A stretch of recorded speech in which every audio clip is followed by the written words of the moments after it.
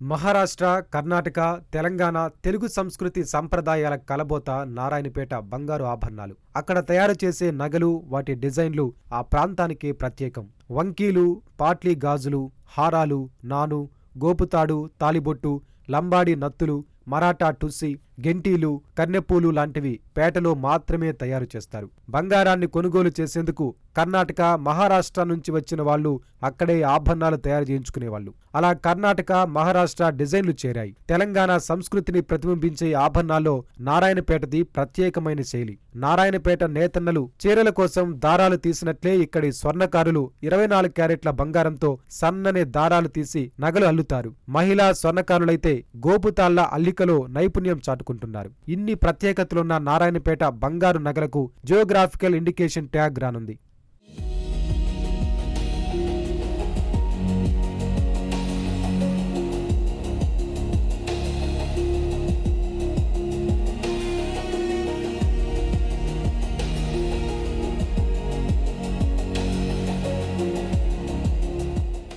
Narayanpet నగలకు geographical indication tag కోసం దరఖాస్తు, చారిత్రక నేపథ్యం, డాక్యుమెంటేషన్ సహా వివిధ ప్రక్రియలు పూర్తయ్యాయి. మరికొద్ది నెలల్లో జిఐ ట్యాగ్ దక్కుతుంది. అదే జరిగితే పేట స్వర్ణ వ్యాపారులు, కార్మికులకు ఎన్నో ప్రయోజనాలు దక్కనున్నాయి. ఇక్కడి ఆభరణాలకు ప్రపంచవ్యాప్తంగా గుర్తింపు లభిస్తుంది. మార్కెట్ విస్తృతమవుతుంది. పేట బంగారం పేరుతో బహిరంగ మార్కెట్లో అమ్మే నాణ్యత లేని ఆభరణాలకు అడ్డుకట్ట పడుతుంది. డిమాండ్, అమ్మకాలు పెరిగి పేట స్వర్ణకారులకు మరింత పని దొరుకుతుంది. వంశపారంపర్యంగా వారసత్వ సంపదగా వస్తున్న స్వర్ణకార వృత్తి వైపు యువతరం రావడం లేదు. సుమారు 2000 మంది ప్రత్యక్షంగా, పరోక్షంగా సరాఫ్ బజార్ను నమ్ముకుని జీవిస్తున్నారు. వీరందరికీ ఉపాధి మరింత మెరుగుపడుతుంది. ఇన్నేళ్లుగా సరైన గుర్తింపు దక్కని సరాఫ్ బజార్కు సరైన గౌరవం దక్కుతుందని నారాయణపేట బులియన్ మార్కెట్ అసోసియేషన్ ప్రతినిధి సాకేత్ భట్టాడ్ ఆశాభావం వ్యక్తం చేశారు.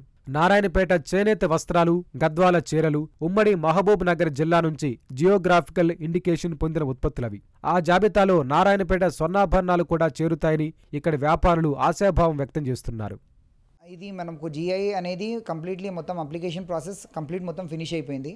సక్సెస్ఫుల్లీ మేము మొత్తం సబ్మిట్ చేసాము. స్టేజ్ 2 కూడా మొత్తం అయిపోయింది. అంటే వెరిఫికేషన్ ఆఫ్ డాక్యుమెంట్స్ అవన్నీ కూడా మొత్తం అయిపోయింది. 50% వరకు సేల్ కూడా పెరుగుతుంది. ఈ జిఐ వచ్చిన వెంటనే మనకు 50% వరకు సేల్ పెరుగుతుంది. సేల్ పెరుగుతుందంటే మ్యానుఫ్యాక్చరింగ్ కూడా 50% వరకు మనకు దీని లోపల పెరుగుతుంది. సో ఎవరైతే మనకు హౌస్ హోల్డ్ లేడీస్ ఎవరైతే ఈ వర్క్ లోపల ఇన్వాల్వ్డ్ ఉన్నారో, నాట్ జస్ట్ ఎవరైతే చేసే హౌస్ హోల్డ్ ఒకటే కాకుండా లేడీస్ ఇంట్లో కూర్చొని ఈ ప్రాసెస్ లోపల వాళ్ళు కూడా ఇన్వాల్వ్డ్ ఉన్నారు. సో వాళ్ళకు కూడా ఒక స్టడీ ఇన్కమ్ అనేది పెరుగుతుంది. సో ఎకనామికల్లీ అండ్ ఏమంటారు, ఒక బ్రాండ్ వైజ్ కూడా నారాయణపేటకి చాలా బెనిఫిట్గా ఉంటుంది దీంట్లో. తాలిబొట్లు, గోపుతాడు, నాను నారాయణపేట సంస్కృతికి ప్రతిబింబాలు. ఇప్పటికీ మహారాష్ట్ర, కర్ణాటక, తెలంగాణ, ఆంధ్రప్రదేశ్ సహా వివిధ ప్రాంతాల వినియోగదారులు నారాయణపేటకే వెళ్లి కొనుగోలు చేస్తారు. నారాయణపేటలో 24 క్యారెట్లో దొరకని ఆభరణం ఉండదని పేరు. ఈ ప్రత్యేకతల వల్లే నారాయణపేట బంగారు ఆభరణాలంటూ ఇతర రాష్ట్రాలు, హైదరాబాద్ లాంటి నగరాల్లోనూ ప్రత్యేకంగా బోర్డు పెట్టి అమ్మడం వీటి నాణ్యత, ప్రజలకు ఉన్న నమ్మకానికి నిదర్శనం. నారాయణపేట బంగారు ఆభరణాల మార్కెట్ ఎంతో ప్రత్యేకతలతో కూడుకున్నది.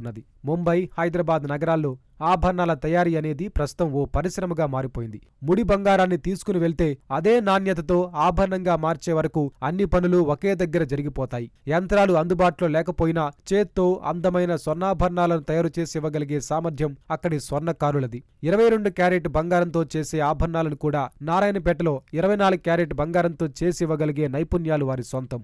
నాణ్యత విషయంలో మాత్రం అక్కడ రాజీ ఉండదు. తయారీ పేరుతో బంగారంలో ఇతర లోహాలు కలిపి మోసం చెయ్యరు. బంగారమైన, ఆభరణమైన అక్కడే వెంటనే పరీక్షించుకోవచ్చు. అక్కడ అమ్మిన బంగారంలో ఇతర లోహాలు కలిపి మోసం చేస్తే అలాంటి వారిపై బులియన్ మార్కెట్ అసోసియేషన్ కఠిన చర్యలు తీసుకుంటుంది. ఇక నారాయణపేట ఆర్నమెంట్కు రీసేల్ వాల్యూ ఎక్కువ, తరుగు తక్కువ. నారాయణపేట ఎందుకు రావాలంటే ప్యూరిటీ ఒకటి, మరి క్వాంటిటీలో కావాలంటే ఇక్కడ దొరుకుతుంది ఖచ్చితంగా. మీరు ఇప్పుడు ఆర్డర్ ఇవ్వాలి, తర్వాత తీసుకొని పోవాలి, అట్లా లేకుంటుంది. రెడీలో కావాలంటే రెడీ స్టాక్ దొరుకుతుంది.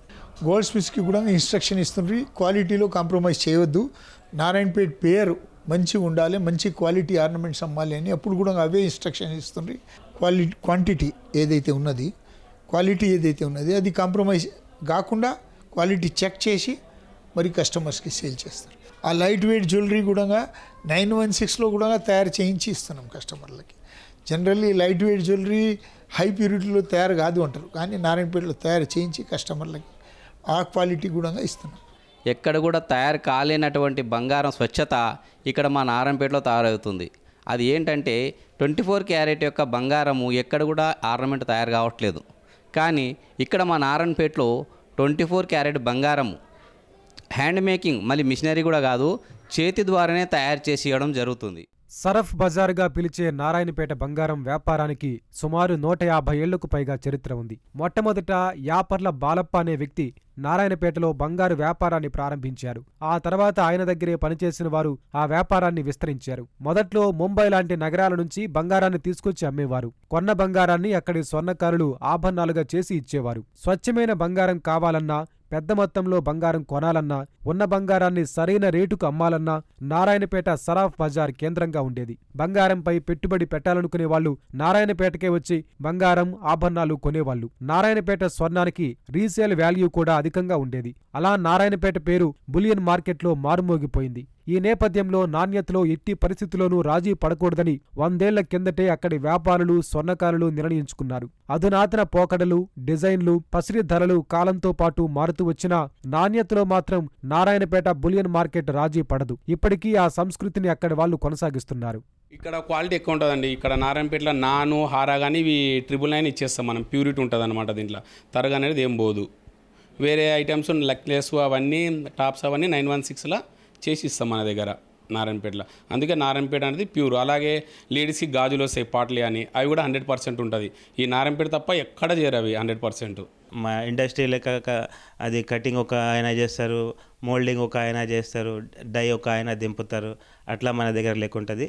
మన దగ్గర ఒకటే యూనిట్లో మనమే మొత్తం చేస్తాం. మహబూబ్ నగర్ కానీ, హైదరాబాద్ కానీ అన్నీ కూడా అక్కడ 100% లోపల తయారయ్యే వస్తువులు కూడా దాన్ని 100% తయారు చేయడం అనమాట. 916లోనే తయారు చేసి ఇస్తారనమాట. మన దగ్గర వచ్చేసే వరకు 100% ఇప్పుడు మనం టెస్టింగ్ మిషన్స్ ఉన్నాయి. ఇప్పటికీ కొత్త టెక్నాలజీ ఉంది కాబట్టి దాన్ని ఇది చేసుకుంటా 100% లోపల హ్యాండ్ వర్క్లనే తయారు చేసి ఇస్తున్నాం. ఇప్పటికి కూడా మిషనరీ ఉన్నా కానీ కూడా హ్యాండ్తో పాటు కొంచెం ఏమవుతుందంటే హ్యాండ్ వర్క్ లోపల కొందరికి ఉపాధి కూడా కలుగుతుందన్నమాట. నత్తు, లంబాడి నత్తు అంటే అని చెప్పి ఇక్కడ చాలా ఫేమస్ అనమాట. మనకు కర్ణాటక దగ్గర ఉంది కాబట్టి మన తెలంగాణ, కర్ణాటక వాళ్ళు బాగా వాడుతుంటారు అనమాట లంబాడి నత్తులు. డిజైన్లు కూడా అప్పటికి ఇప్పటికి చేంజ్ అయిపోయినాయి అనమాట. దీంట్లోపలనే 100% లోపల కానీ కూడా డిజైన్స్ చేంజ్ చేసి ఇస్తున్నాం అనమాట. ఇప్పటికీ కూడా కంటిన్యూయేషన్ ఉందన్నమాట. అది కొన్ని వస్తువులు మాత్రం ఏమవుతుందంటే మెత్తదనం నుండి ఇదైపోతుంది అంటే అని చెప్పి థిక్నెస్ లేకుండా పోతుంది దాన్ని. కాబట్టి ఇప్పుడు ఏం చేస్తున్నాం, దాన్ని 92గా మార్చుకొని కూడా చేస్తున్నాం అనమాట. తాండూరు కంది, హైదరాబాద్ హలీం, పోచంపల్లి ఎక్కత్, కరీంనగర్ వెండి ఉత్పత్తులు ఇలా వివిధ రంగాలకు సంబంధించి 18 ఉత్పత్తులకు తెలంగాణలో జీఐ గుర్తింపు లభించింది. నారాయణపేట స్వర్ణాభరణాలు సైతం ఆ జాబితాలో చేరితే ఈ మార్కెట్ గొప్పదనం మరో మెట్టు ఎక్కుతుంది.